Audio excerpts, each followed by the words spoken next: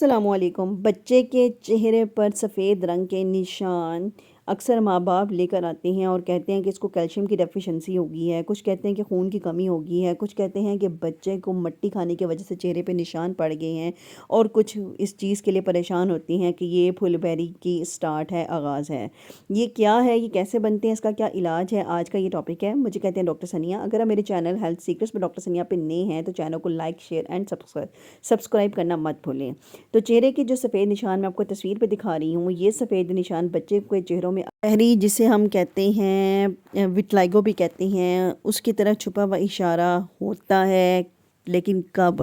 جب یہ ایک خاص لمٹ سے بڑھ جاتے ہیں۔ اس سے پہلے یہ جو سفید نشان ہوتے ہیں یہ بیسیکلی فنگس ہوتی ہے، جسے ہم ٹینیا ورسیکلر کہتے ہیں یا اسے پیٹریسس البا بھی کہتے ہیں، جس کی وجہ سے یہ بنتے ہیں۔ یہ فنگس سر پہ، جن بچوں کے چہرے سر پہ بالوں پہ خشکی ہوتی ہے یا جلد پہ خشکی ہوتی ہے، یہ اس کی وجہ سے بنتے ہیں۔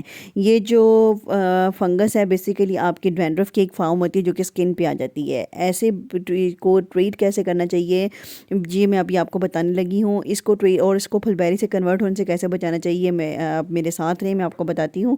تو جو خشکی ہے اس کو ٹھیک کرنے کے لیے ہم اچھا موئسچرائزر لگاتے ہیں، جیسے کہ ویزلین وغیرہ۔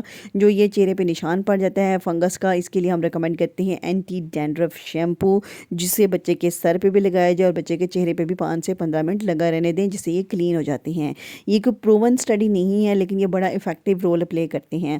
اگر آپ سمپل موئسچرائزر لگاتے رہیں، اس کی اچھی اسکن کیئر کریں تو یہ جلدی ٹھیک ہو جاتے ہیں۔ اس کو پھل بہری کب بنتی ہے، ایسا کوئی طریقہ نہیں جس میں یہ ٹینیا ورسیکلر بڑے ہو کر یا کسی بھی ایک سٹیج پہ جا کر پھل بہری بن جائے۔ تو وٹلائگو کا اس سے کوئی تعلق نہیں ہے، یہ سمپل خشکی کی وجہ سے ہوتا ہے، اور اگر ہم خشکی کو ٹھیک کر دیں تو یہ ٹھیک ہو جاتا ہے۔ اب اس کی جو ملٹی نیوٹرنٹس کی ڈیفیشنسی ہوتی ہے، اس کا بھی اس سے کوئی تعلق نہیں، نہ یہ پیٹ کے کیڑوں کی طرف اشارہ کرتا ہے، نہ یہ خون کی کمی کی طرف اشارہ کرتا ہے، نہ ہی کسی کیلشیم ڈیفیشنسی کی طرف اشارہ کرتا ہے۔ اس کے علاوہ اگر آپ کچھ پوچھنا چاہیں تو ہیلتھ سیکرٹس میں ڈاکٹر ثنیہ پہ پوچھ سکتے ہیں۔ چینل کو لائک، شیئر اینڈ سبسکرائب کرنا مت بھولیں۔ اللہ حافظ۔